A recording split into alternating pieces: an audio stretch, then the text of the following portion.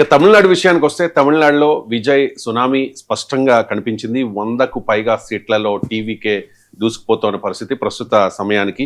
Sir, Vijay party TVK అనూహ్య విజయానికి కారణమైన factors ఏంటి? అంటే ఇక్కడ మొదటి ఫ్యాక్టర్ ఏంటంటే చేంజ్. మీకు బెంగాల్లో కానీ మీకు మీకు అస్సాం మినహా బెంగాల్, కేరళ, తమిళనాడు ఈ 3 రాష్ట్రాల్లో మీకు కనబడేది చేంజ్ ఫ్యాక్టర్.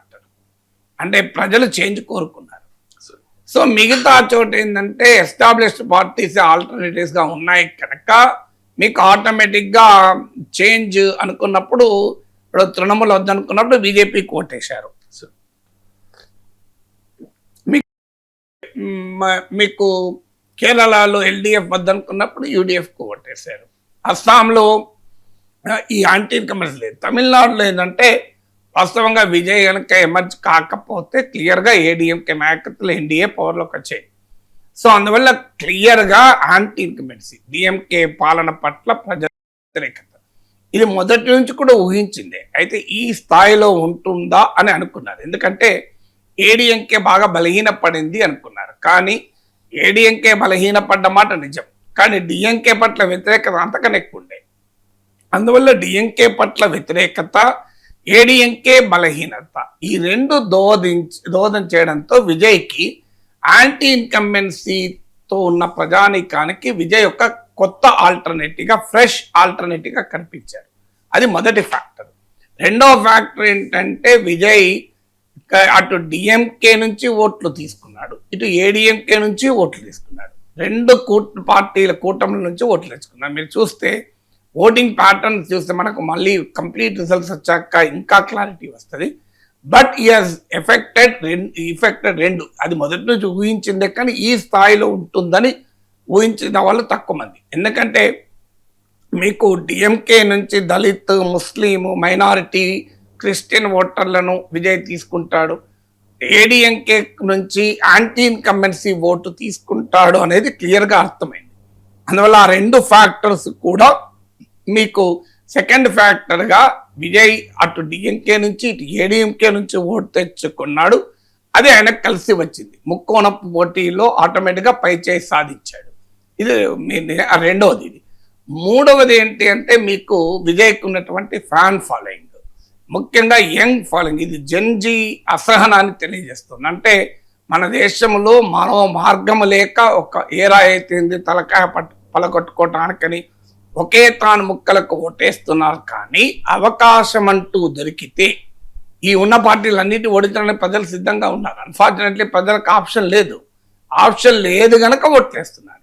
సో విజయ్ యొక్క కొత్త ఆప్షన్ ఇచ్చారు తమిళ ప్రజానికానికి. అంటే ఎస్టాబ్లిష్డ్ పొలిటికల్ పార్టీస్తో విసిగెత్తిన యంగర్ ఓటర్కు, జెన్జీ ఓటర్కు, మిలీనియల్ ఓటర్స్ అంటారు.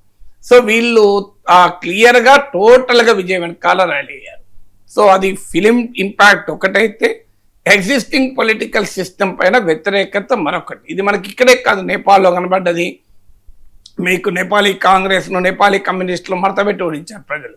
కొత్తగా వచ్చిన బాలేంద్ర షా అనే స్టార్, మీకు ఇలాగే విజయ్ సినిమా హీరో అయితే పాప్ స్టార్. సో ఆయనకు జనం హారతి కట్టారు. మీకు శ్రీలంకలో కూడా అర్గాలియా అనే మార్పు కొరకు జరిగిన మూమెంట్లో కూడా మీకు అనుర్ కుమార్ దిశనాయకే ఓటింగ్ 3% నుంచి 42% పెరిగింది జనతా విముక్తి పెరమన జేవీపీకి.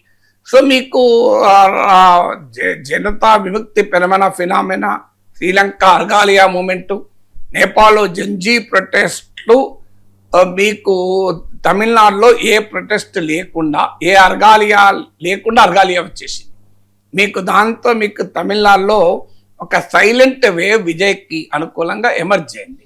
4వది అంటే ఉమెన్ ఓటర్. సాధారణంగా ఉమెన్ ఓటర్ ఫిలిం స్టార్స్కి ఎక్కువ అట్రాక్ట్ అవుతారు. మీరు ఏ సినిమా హీరోలకైనా చూడండి, మీకు ఉమెన్ ఓటర్స్ ఎక్కువ ఉంటారు. ఎన్టీ రామారావు పార్టీ పెట్టినప్పుడు కూడా ఇదే ట్రెండ్. మీకు ఉమెన్ ఓటర్ ఫస్ట్ షిఫ్ట్ అయ్యాడు. అందువల్ల మీకు ఉమెన్ ఓటరు క్లియర్గా మీకు విజయ్ అపీల్ చేయగలిగాడు. ఆయనకున్న cinema following, grass roots organisation లేకపోయినా కూడా క్లిక్ అయ్యటానికి కారణం అది. 5వది ఏంటంటే మీకు తమిళనాడులో కాస్ట్, రీజను, జాగ్రఫీ ఉంటుంది, సోషల్ కాస్ట్ జాగ్రఫీ ఉంటుంది.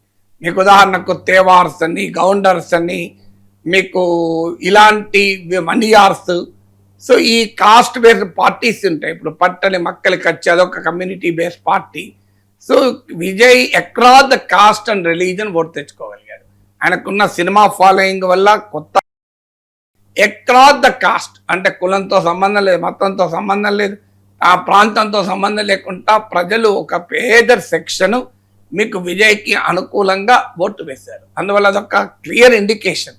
అంటే ప్రజలు ప్రతిసారి సంకుచితమైన మనస్తత్వాల ఆధారంగానే ఓటు వేస్తారు అనుకునే నిజం కాదు అనటానికి వాస్తవంగా కాంగ్రెస్ పార్టీ ఒక హిస్టారిక్ ఆపర్చునిటీ మిస్ చేసుకున్నది.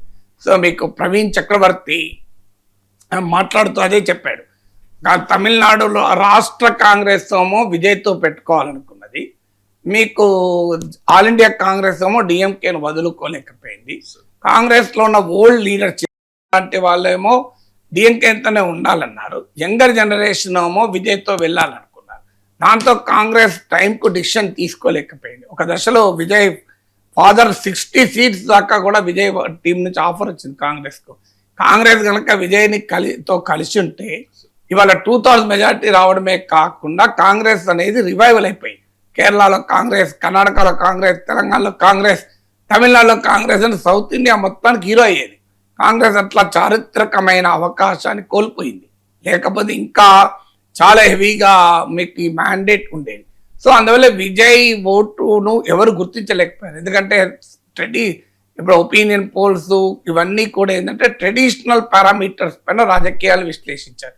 ఏ కులం ఎటువైపు, ఏ పార్టీతో పొత్తు వల్ల ఏమవుతుంది అని. కానీ విజయ్ ఏంటంటే డిస్రప్టివ్ పాలిటిక్స్ అంటారు, డిస్రప్టివ్ టెక్నాలజీస్ అంటారు. అలాగే డిస్రప్టివ్ టెక్నాలజీ ఏంటంటే అప్పుడు ఉన్న టెక్నాలజీని కంప్లీట్లీ బిఫోర్ అండ్ ఆఫ్టర్. ఇప్పుడు ఇంటర్నెట్ ఇస్ డిస్రప్టివ్ టెక్నాలజీ. మీకు before internet economy, after internet economy. ఇప్పుడు జనరేటివ్ ఆర్టిఫిషియల్ ఇంటెలిజెన్స్ ఇది డిస్రప్టివ్ టెక్నాలజీ. అలా డిస్రప్టివ్ పాలిటిక్స్ విజయ్ నడపగలిగాడు. అందువల్ల మీకు ఎగ్జిస్టింగ్ ట్రెడిషనల్ పారామీటర్స్లో రాజకీయాలను విశ్లేషించిన వాళ్ళందరూ దెబ్బతిన్నారు. ఒపీనియన్ పోల్స్లో మీకు విజయ్ ఎక్కడ ఉండడు, వాళ్ళ అడ్రస్ ఉండడు అనుకున్నారు. విజయ్ని ఓటు కట్టరు, ఓటు స్ప్లిటర్ అని చర్చించారు. కింగ్ మేకర్ అయితే ఎక్కువ అనుకున్నారు, అప్పుడైనా కింగ్ అయి కూర్చున్నాడు. సో అందువల్ల మీకు ఈ ఫ్యాక్టర్స్ అన్ని కూడా విజయానికి దోహదం చేశాయి. సార్ తమిళనాడులో చూసుకుంటే కనుక ఇప్పటి వరకు ప్రధాన పార్టీలుగా చలామణి అయిన డిఎంకే కానీ అన్నాడీఎంకే కానీ ఈ రెండు పార్టీలు ద్రవిడ సెంటిమెంట్ పైన ఇప్పటి వరకు రాజకీయం చేయడం చూసాం. కానీ ద్రవిడ సెంటిమెంట్ లేకపోయినా టీవీకే విజయ్ పార్టీ ఎలా గెలిచింది? అంటే మీకు ద్రవిడ సెంటిమెంట్ కూడా లిమిటేషన్స్ ఉంటాయని దానికి ప్రూఫ్ ఇదే. మీరు డిఎంకే ద్రవిడ సెంటిమెంట్ తోనే హిందుత్వ సెంటిమెంట్ బీజేపీతో కలిసిన ద్రావిడ పార్టీ అయిన ఏడీఎంకేను ఓడించాలని చూసింది. కానీ ఈ ఐడెంటిటీస్ ఏంటంటే ఓవర్లాపింగ్ ఐడెంటిటీస్ ఉంటాయి. సో ద్రవిడియన్ ఐడెంటిటీకి టూ ఎక్స్ట్రీమ్ పట్టుకెళ్తే కూడా వర్కౌట్ కాదు. అదే జరిగింది ఇప్పుడు అక్కడ. మీకు హైయెస్ట్ లెవెల్కి, ఎక్స్ట్రీమ్ లెవెల్కు డిఎంకే పట్టుకోకపోతే ప్రజలకు అర్థమైంది తను రాజకీయాలకు కృషి చేస్తున్నాడని. ఆ మాటకంటే విజయ్ ఏమి ద్రవిడియన్ ఐడెంటిటీని వ్యతిరేకించలేదు. ఎందుకంటే విజయ్ కూడా తమిళియన్, ఏమి అవుట్ సైడర్ కాదు కదా. అందువల్ల మీకు ద్రవిడియన్ ఐడెంటిటీ వల్ల మాట్లాడుకున్నారు. నిజంగా చెప్పాలంటే ఎవరైనా జోసెఫ్ విజయ్, మీరు ఆ పేరులోనే జోసెఫ్ విజయ్ అని ఉంది, మీరు మనం గమనిస్తే. అయినా కూడా ప్రజలు ఓట్లేశారు కదా. ఎందుకు ఓట్లేశారంటే అక్కడ కులము మతము అనేది ద్రావిడ రాజకీయాలకు అతీతం. ఎందుకంటే అది నాస్తికవాద పునాదుల పైన వచ్చిన మూమెంట్. పెరియార్ రామస్వామి, మీకు అన్నాదురై, వీళ్ళందరూ కూడా. సో వీళ్ళు ఓపెన్గానే మీకు నాస్తికవాదాన్ని ప్రమోట్ చేశారు, Dravidian movement. So Dravidian political ethos, socio political ethos వల్ల విజయ్ లాభపడ్డాడు కూడా యాక్చువల్గా. లేకపోతే జోసెఫ్ విజయ్ అని పేరుండంగా గెలవడం అనేది మామూలు విషయం కాదు కదా. సో అందువల్ల భారతదేశంలో ఒక మెజారిటీ మతానికి సంబంధం లేని వ్యక్తి పార్టీ పెట్టి, ప్రాంతీయ పార్టీ పెట్టి గెలవడం అనేది జగన్మోహన్ రెడ్డితో కంపేర్ చేస్తారు. కానీ జగన్మోహన్ రెడ్డి, రాజశేఖర రెడ్డి ఎప్పుడు క్రిస్టియన్గా ప్రజెంట్ చెక్కాలే కదా. ఆయన జాతీయ పార్టీలో భాగంగా కాంగ్రెస్ లీడర్ ఉన్నాడు. ఆయన మీకు ధోతి కట్టి మంచిగా పూజలు కూడా చేశాడు కదా. జగన్మోహన్ రెడ్డి కూడా ఆ మేరకు ఓవర్ట్ క్రిస్టియన్, మీకు విజయమ్మ బైబిల్ పట్టుకొని ప్రచారాలు చేస్తే నష్టం కూడా జరిగింది కదా. అందువల్ల ఆ సెంటిమెంట్ ఉంటుంది ప్రజల్లో. మీకు ఆంధ్రప్రదేశ్లో ఇంకా నీకు ఒక సబ్స్టాన్షియల్ క్రిస్టియన్ పాపులేషన్ ఉంటుంది. మీకు ఆంధ్రప్రదేశ్లో ఉన్న దళిత్ పాపులేషన్లో 80-90% కన్వర్టెడ్ క్రిస్టియన్స్ వాళ్ళు. పైకి రిజర్వేషన్ల కొరకు షెడ్యూల్ కాస్ట్ గా కనబడ్డా దే ఆర్ రియల్లీ యాక్చువల్గా క్రిస్టియన్స్, మాలాస్, ముఖ్యంగా మాలాస్ అంతా వాళ్ళంతా జగన్ ఓట్ బేస్ మీరు గమనిస్తే. కానీ ఇక్కడ విజయ్ అట్లా కాదు, డైరెక్ట్ గా పార్టీ పెట్టాడు. అయినా కూడా విజయ్కి ఎలా ఏమంటే మళ్ళీ ద్రవిడియన్ పొలిటికల్ సోషో పొలిటికల్ ఇతోసే, కులం మతం పట్టించుకొని ద్రావిడవాద సెక్యులర్ ఎథోస్ కూడా ఆయనకు ఉపయోగపడ్డాయి. పైగా ఆయన ఏమన్నాడు, డిఎంకే తనకు ideological rival Alle, DMK is my political, జాగ్రత్త పడ్డాడు. ఎక్కడా కూడా ద్రవిడియన్ ఐడెంటిటీకి తాను వ్యతిరేకమన్న భావన కలగకుండా ఉండేందుకు తాను political rival DMK, BJP ideological rival అన్నాడు. ఎంత క్లారిటీతో అన్నాడు చూడండి. బీజేపీ సైద్ధాంతిక ప్రత్యర్థి, డిఎంకే రాజకీయ ప్రత్యర్థి అన్నాడు. అంటే తనకు ద్రవిడియన్ ఐడియాలజీతో ఎలాంటి డిఫరెన్స్ ఆఫ్ ఒపీనియన్ లేదు, కేవలం డిఎంకే మిశ్రుడు దుష్పరిపాలన పైన తన పోరాటము తప్ప డిఎంకే ఐడియాలజీ మీద కాదు. తాను కూడా వాస్తవంగా డిఎంకే లాగా బీజేపీ వ్యతిరేక ఐడియాలజీ అన్నాడు. అందుకే మీకు ఎన్డీఏలో కలవమని బీజేపీ ఆఫర్ చేస్తే ఒకటి పళనిస్వామి ముఖ్యమంత్రి పదవి వదులుకోవడానికి సిద్ధంగా లేకపోవడము, విజయ్ ముఖ్యమంత్రి కోరుకోవడం ఒక డైమెన్షన్ అయితే, రెండో ముఖ్యమైన డైమెన్షన్ బీజేపీతో కలిస్తే తాను ఐడియాలజికల్ రైవల్ అని చెప్పి బీజేపీతో కలిస్తే తన ఓట్ బేస్ దెబ్బతింటుందన్న అనుమానం కూడా విజయ్కి ఉండే. అందువల్ల ద్రవిడియన్ పొలిటికల్ ఐడెంటిటీకి ఆయన అపోజిట్గా నిలబడలే. ద్రవిడియన్ పొలిటికల్ ఐడెంటిటీని తన ఫిల్మీ ఐడెంటిటీతో మిక్స్ చేశారు. తమిళనాడులో ఫిల్మీ ఐడెంటిటీ కొత్త ఏమి కాదు కదా, మీకు ఎంజి రామచంద్రన్, జయలలిత, అమరకస్తే కరుణానిధి వీళ్ళంతా కూడా సినిమా బ్యాక్గ్రౌండ్ ఉన్న వాళ్ళే కదా అందరూ కూడా. సో అందువల్ల విజయ్ ఆ ద్రవిడియన్ ఐడెంటిటీకి కంటిన్యూటీగానే ఉన్నాడు తప్ప ఎక్కడ దానికి కాంట్రేరియర్గా పోలేదు.